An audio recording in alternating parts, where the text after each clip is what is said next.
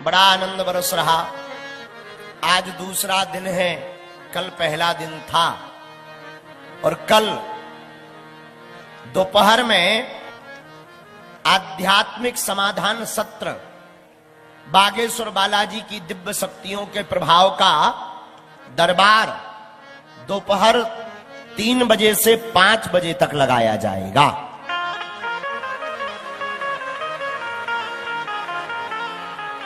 ताकि आपको भी दिक्कत ना हो। और 5 बजे आध्यात्मिक समाधान सत्र देने के बाद, प्रश्नोत्तरी होने के बाद, मानव जीवन की दैहिक दैविक भौतिक समस्याओं का समाधान हनुमान जी महाराज की अष्ट सिद्धियों के द्वारा पाने के बाद हम लोग सायं 6 बजे से पुनः जन्म से विवाह तक की राम कथा को गाएंगे। आज द्वितीय दिवस है। भगवान श्री सीताराम जी सरकार के चरणारविंदों को हम प्रणाम करते हैं। दादा गुरु जी को प्रणाम, बागेश्वर बालाजी सन्यासी बाबा को प्रणाम, व्यास महिमा के आचार्य पूज्य श्री वेदव्यास जी महाराज, आदि कवि महर्षि वाल्मीकि जी महाराज, और कलयुग में वही तुलसीदास के रूप में बन करके आए ऐसे कलिकुल शेखर पावन अवतार गुरुदेव भगवान श्री तुलसीदास जी महाराज, जगत गुरु भगवान को प्रणाम। आप सभी प्रियजनों को प्रणाम। हमारे वाम भाग में यहाँ के सभी विद्वत संत जन विराजमान है। सभी संतों के चरणों में नाक रगड़ का दंडवत प्रणाम।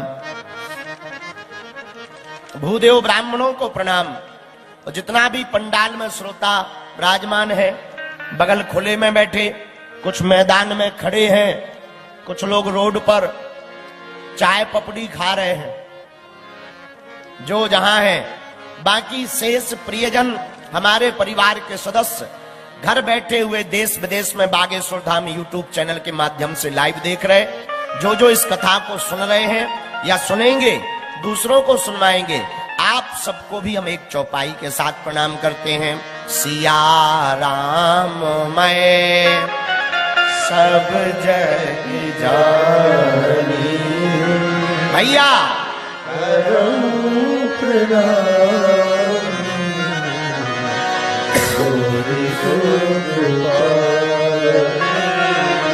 श्री राम जय राम गाइए, जय जय राम श्री राम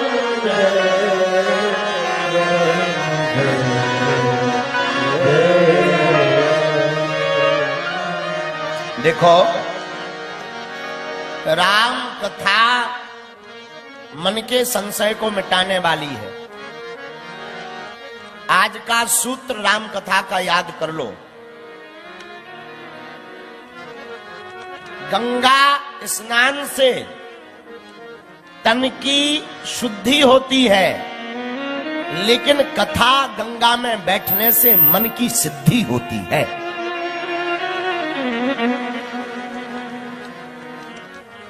गंगा स्नान से केवल तन की शुद्धि होती है, लेकिन कथा गंगा एक ऐसी है जिससे मन की शुद्धि होती है। और मेरे प्रियजनों, इस कथा के श्रोता हैं सदगुरु हनुमान जी। कौन है? सदगुरु हनुमान जी। इसलिए आज की कथा का दूसरा सूत्र नोट कर लेना आप। संत अगर गुरु हैं तो हनुमान जी सदगुरु हैं, और अगर हनुमान जी सदगुरु हैं तो भगवान जगत गुरु है। यह सूत्र हमने पूज्य श्री बापू जी के मुखारबिंद से सुना, इसलिए हनुमान जी सदगुरु हैं। ऐसे हनुमान जी सदगुरु श्री बागेश्वर हनुमान जी के चरणों को प्रणाम करते हैं।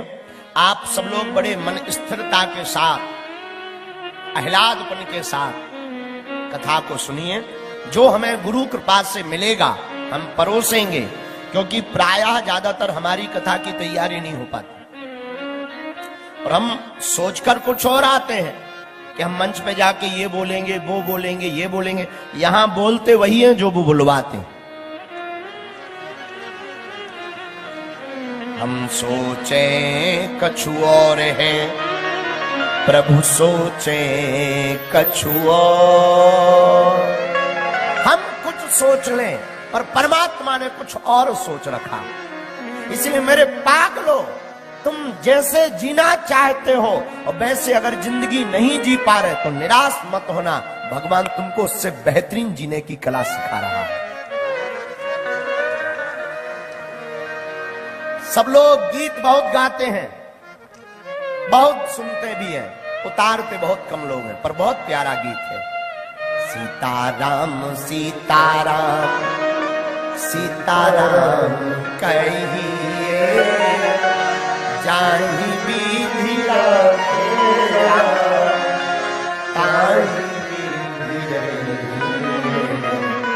सीताराम बड़ा प्यारा गीत है, लेकिन हम लोग गाते बहुत हैं, आचरण में बहुत कम उतारते हैं। मेरे प्रियजनों, गाना महत्वपूर्ण नहीं है, कथा में बैठना महत्वपूर्ण नहीं है, कथा सुनना महत्वपूर्ण नहीं है, कथा को आचरण में उतारना बहुत महत्वपूर्ण है। याद रखना, लोग हमसे पूछते कि राम कथा की या कृष्ण कथा की क्या आवश्यकता है। हम कहते हैं मेरे पागल, इंसान से इंसानियत को पाना है ना, तो राम कथा जरूर सुनना चाहिए। इंसान को इंसानियत समझना है तो राम कथा सुननी चाहिए। काम से राम को पाना है तो राम कथा सुननी चाहिए। जन्म से मोक्ष पाना है तो राम कथा सुननी चाहिए। गीतों से गीता को पाना है तो राम कथा सुननी चाहिए। शुद्धि से सिद्धि को पाना है तो राम कथा जरूर सुननी चाहिए। राम कथा शुद्धि से सिद्धि की ओर ले जाती है। राम कथा गुरु से सदगुरु की ओर ले जाती है। राम कथा आत्मा से परमात्मा की ओर ले जाती है। राम कथा इस पार से भव पार करवा देती है। इसलिए राम कथा बहुत जरूरी। मेरे आत्माओं, मेरे प्रियजनों, राम कथा इतनी आवश्यक जितनी श्वास जरूरी। और याद रखें, ये ध्यान रखें, आप कथा सुनने आए तो केवल कथा सुनिए, वृथा को मत सुनिए। और इस अपेक्षा में कथा बिल्कुल मत सुनिए कि आपका कुछ भला होगा। एक बात कहें, भला तभी होगा जब तुम दूसरे का भला करोगे। और याद रखना, जो दूसरे का भला करता है, भला का उल्टा लाभ होता है। जो दूसरे का भला करता है उसका लाभ हो जाता है। कभी आप विचार करना, भला को उल्टा लिखो तो भला का उल्टा होता है लाभ। बोलो ना, क्या होता है जी? जोर से बोलो ना। लाभ कौन नहीं पाना चाहता? हम तो ये जानते हैं कि हमारे सामने कोई नया आदमी पंडाल लगा के बैठा है और कहे कि जो हमारी कथा सुनेगा 100-100 का नोट बांटा जाएगा। 1.5 मिनट में तुम खाली कर दोगे। बाहर में गया, कथा की कथा, 100 रुपया। बागेश्वर महाराज अपनी छटरी बनाए, तुम तुरंत उस पंडाल में बैठ जाओ। लेकिन मेरे प्रियजनों, लाभ पाना है, एक काम कीजिए, दूसरे का भला कीजिए। अच्छा, दूसरे का भला क्या है? केवल संपत्ति से भला नहीं दूसरे का होता। आप दूसरे का भला सद्बुद्धि से भी कर सकते हैं, उसके विचार बदल करके भी कर सकते हैं, उसकी विचारधारा को परिवर्तित करके भी कर सकते हैं। किसी नशेड़ी को नशा से दूर करके भगवान से जोड़ सकते हैं, ये भी भला है। किसी प्यासे को पानी दे करके भी आप भला कर सकते हैं। भूखे को भोजन खिला करके भी आप भला कर सकते हैं। किसी अज्ञानी को ज्ञान दे करके भी आप भला कर सकते हैं। किसी रोते को हंसा करके भी आप भला कर सकते हैं। मेरे पागलों, महान वो नहीं है जो धनवान है, महान वो है जिसके पास धन तो है पर वो किसी के काम आ रहा हो। महान वो नहीं है जो पूजा जा रहा। मेरे पागलों, जरूरी नहीं है पूजने वाला भी महान हो। याद रखना, मंदिरों में तुम उन मूर्तियों का ध्यान करते हो, उनकी पूजा करते हो जो तुमने बनाई है, करना चाहिए। लेकिन मेरे पागलों, तुम्हें ध्यान करना भी हो ना, तो कभी उन मूर्तियों को, उसका भी ध्यान करना जिसको तुमने बनाया है। जिसे तुमने बनाया। उन मूर्तियों का ध्यान बहुत जरूरी है, लेकिन कभी उस ईश्वर का ध्यान करना जिसको तुम्हें बनाया है। मेरे पागलों, परमात्मा ध्यान योग्य है, परमात्मा ज्ञान योग्य है, परमात्मा भक्ति योग्य है। परमात्मा में तो जितना डूबोगे सब संसार का रस तुम्हें फीका नजर आएगा। ज्यों ज्यों भक्ति का रंग चढ़ेगा दुनिया का हर रंग तुमको फीका नजर आएगा।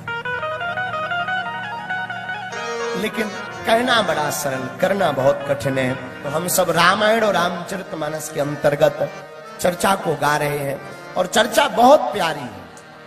एक बात हम पहले आपको कह दें, अगर आप ज्ञानी बनकर कथा सुनने बैठोगे तो शायद तुम्हारी समझ में बहुत कम आए,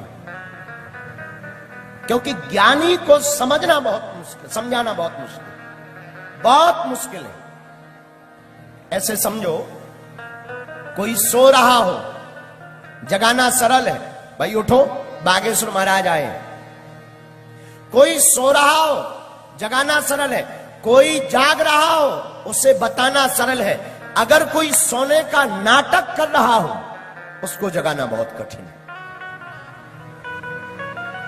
कई बार छोटे छोटे बच्चे होते हैं, वो स्कूल उन्हें ना जाना हो ना, वो जाग तो रहे होते हैं पर आंख बंद करके पड़ जाते। चिल्लाते रहो वो नहीं सुनते, मां गाली भी बके नहीं सुनते। अब वो सो नहीं रहे, सोने का नाटक कर रहे हैं, अब इसको जगाना बड़ा कठिन। ऐसे कोई ज्ञानी हो ना, उसको समझाना बहुत कठिन है। कोई अज्ञानी हो, उसको समझाना बहुत सरल है। लेकिन एक और आदमी हो जिसको और समझाना कठिन है। कोई ज्ञानी हो ना, अज्ञानी अपने आप को मानता ना हो, ऐसे आदमी को समझाना बहुत ही मुश्किल है। इसलिए हम आपको कथा के क्रम में सावधान करें। मेरी आत्माओं, कथा आपको सुननी है पर बहुत सावधानी पूर्वक। हमको ऐसे सुनना है जो हमें मिल रहा वो हमारा सदगुरु हमको बांट रहा है, हमारा गुरु हमको बांट रहा है। हम खाली हैं।